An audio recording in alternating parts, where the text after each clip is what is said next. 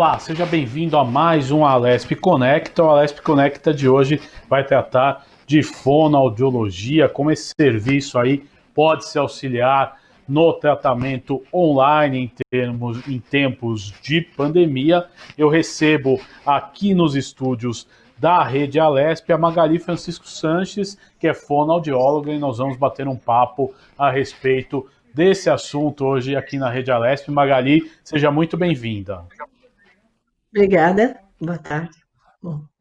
É importante, né, Magali, você explicar para o nosso telespectador quais as transformações aí que a profissão, que os tratamentos sofreram em tempo de pandemia. Então, na verdade, né, um acontecimento inédito, né, nunca tivemos uma situação assim onde não se tivesse uma impossibilidade de se ter um atendimento presencial, um atendimento de consultório, né, atendimento clínico.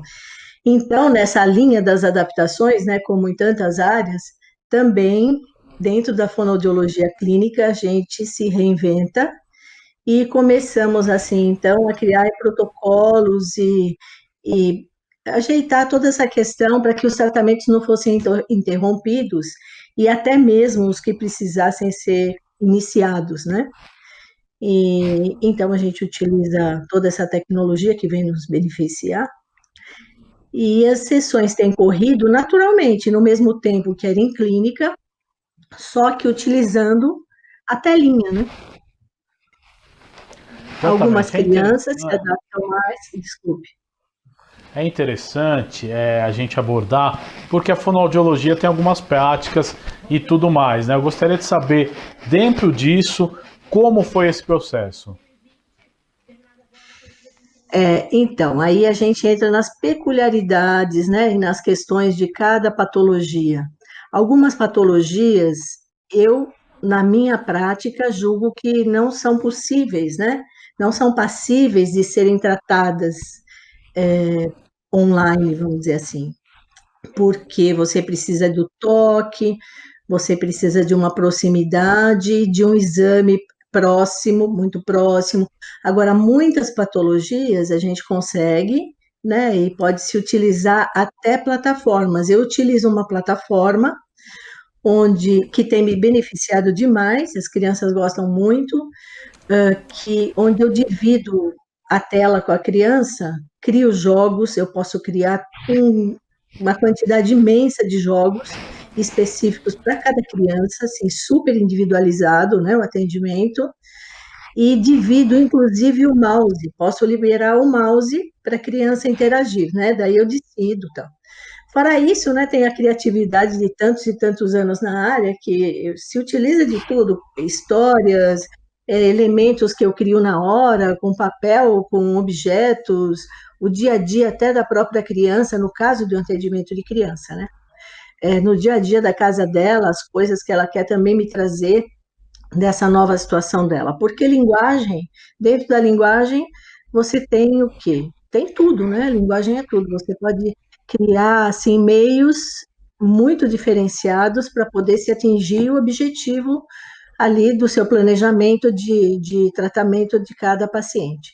Adultos, no meu caso, eu ainda não tive nenhum atendimento de adulto não presencial, porque até eu atendo neurológicos, mas teria que ser uma abordagem que eu julgo que não daria assim, certo para se fazer. Tem que se esperar mesmo o final dessa pandemia ou procurar pessoas que já estejam em atendimento presencial. São poucas, mas existem, claro.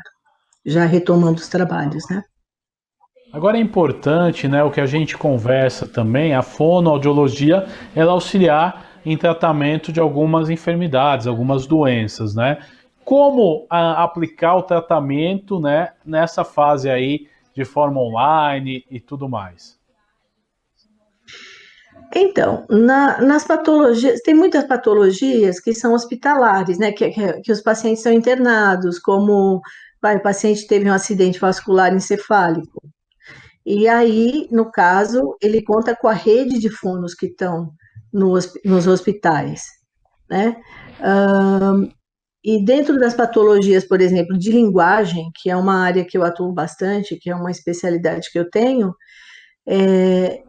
se consegue ficar próximo do paciente, se trazer conteúdos que se possa trabalhar por telesessões.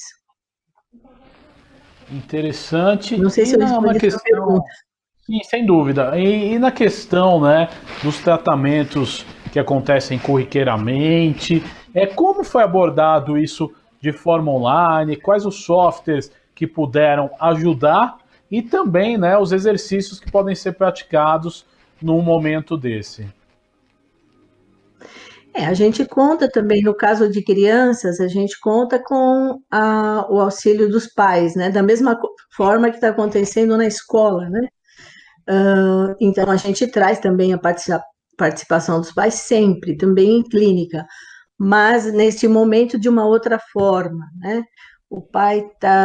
Os pais estão bastante colaborativos e muitas vezes têm que fazer abordagens que até a gente poderia suprir mais em clínica, mas é um momento, né? Mas o que tem ficado bastante evidenciado é que existe sim um sucesso, né?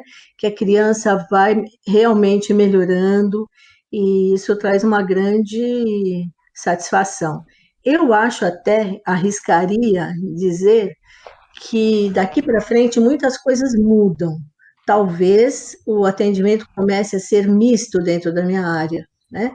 Pessoas optariam por tratamentos presenciais em clínica e outras optariam até por sessões online mesmo. Agora, interessante, né, dentro desse assunto que você abordou, é importante a gente explicar como a fono ela pode ser auxiliar aí no desenvolvimento das crianças, né? E quando os pais percebem que existe algum problema real na fala que pode atrapalhar aí o andamento aí do desenvolvimento. Olha, é um assunto bastante complexo, porque existem muitas patologias de fala, linguagem, né?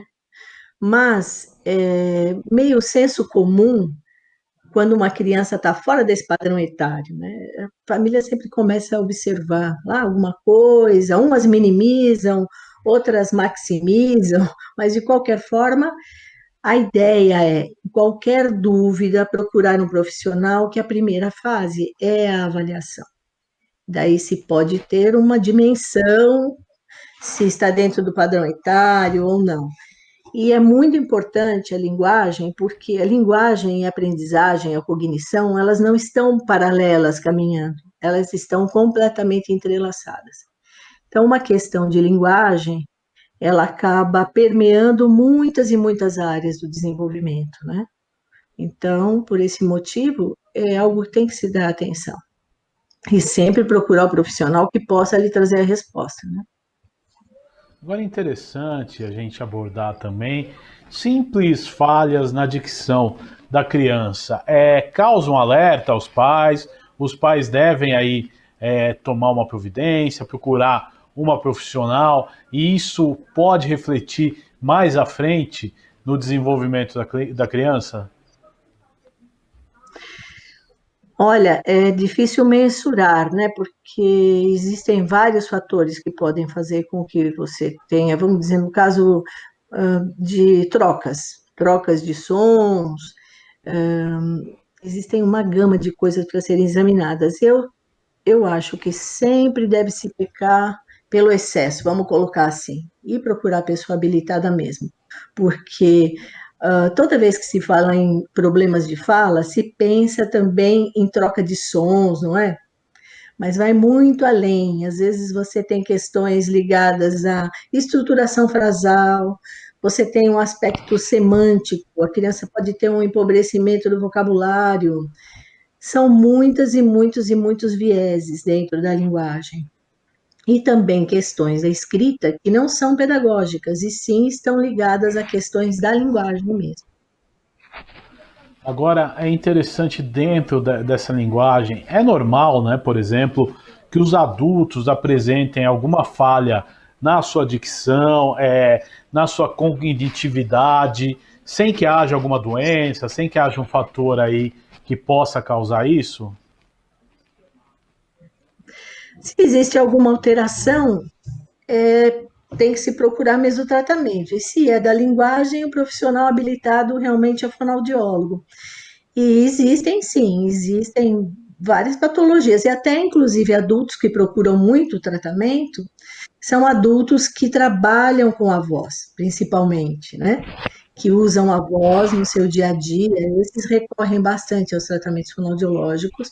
Uns carregam alterações na fala que vêm desde a tenridade, nunca foram tratados, e sempre há tempo de se poder procurar uma abordagem profissional. Agora, dentro disso, né, é importante também, quais os conselhos que você deixa aí no dia a dia, não só para o profissional, né? Lógico, o profissional ele tem que ter um cuidado com a voz, eu acho que isso faz parte, né, da atividade, mas para a população em geral, né? Tem gente que às vezes não cuida, né? O que, que pode ser feito aí para que tenham cuidado no dia a dia, isso falando a população em geral? Olha, a fala, né, é a maneira que nós mais nos comunicamos. Linguagem, a gente tem linguagem gestual, todas aí as linguagens, mas a linguagem oral é a que realmente a gente utiliza, inclusive, é a que vai transformar-se mais tarde em escrita. Então, a atenção deve ser sempre dada, em qualquer dúvida, não minimizar, né? Não, é porque faz manha, não, isso depois passa. Às vezes, esse tipo de comportamento pode trazer consequências, né, e agravamentos, e situações que prolonguem até o tratamento e que interfiram em outras áreas, né, no desenvolvimento global. Então, em caso de dúvida, sempre procurar o profissional que vai fazer essa avaliação e vai dizer, olha, procure daqui tanto tempo, isso que apresenta não é nada, ou comece o tratamento agora. Então, sempre estar mesmo acolhido pelo profissional que possa te dar todas as informações corretas e Agora não você fazer essa chamou análise atenção, né? mais rasa, A né? gente, Oi? a gente falou do profissional correto, né? Existem alguns ramos, algumas especialidades dentro da fonoaudiologia, é legal a gente esclarecer para o telespectador. Sim, a gente atua em várias áreas, né? É bem abrangente. Tem a linguagem, temos a área da voz, audição, toda também, pegamos todas as patologias neurológicas que trazem sequelas da fala, e escolar, né, a fonoeducacional, que é uma área bastante interessante, porque pode prevenir e minimizar muitas questões na aprendizagem, né, nesse percurso da criança. Agora, dentro da fono educacional, é como a fonoaudiologia ela pode andar junto aí com o desenvolvimento escolar das crianças, como funciona esse acompanhamento aí dentro de uma escola, como ajuda, né, o desenvolvimento e também a diagnosticar aí possíveis dificuldades que o aluno tenha. É muito interessante essa abordagem da fono educacional, porque a fono dentro da escola não tem um papel clínico, de jeito nenhum. Se faz tratamentos clínicos dentro de uma escola. O viés é outro. O viés está para compor esse quadro dentro de uma escola, uma equipe multidisciplinar, né? E essa troca dentro da equipe é bastante importante, porque, como eu tinha dito até, a linguagem e a cognição estão completamente juntas, e quando a criança tem alguma questão vista precocemente por um profissional dentro da escola nessa área, né? Ela pode ser resolvida, né? Não dentro da escola, daí tem um encaminhamento adequado, e minimizar questões que possam aí permear todo esse processo de aprendizagem. Então, dentro de uma escola tem essa possibilidade enorme, né, da prevenção, eu acho que é uma parte super importante, e também orientações, né, trocas entre os profissionais, onde o fonoaudiólogo vai dar esse parecer com tudo que puder ser relacionado as questões de fala, em linguagem, comunicação em geral, perfil comunicativo, e até questões que passem mesmo por orientações em situações de crianças que precisem adaptações, crianças com algumas questões, né? Exato. E hoje você acha que hoje em dia os pais estão mais atentos a essa situação? Eles são mais preocupados, né, em procurar profissionais? Ou você acha que esse cenário ainda é muito deficitário? Eu acho assim, eu tenho 40 anos já de clínica.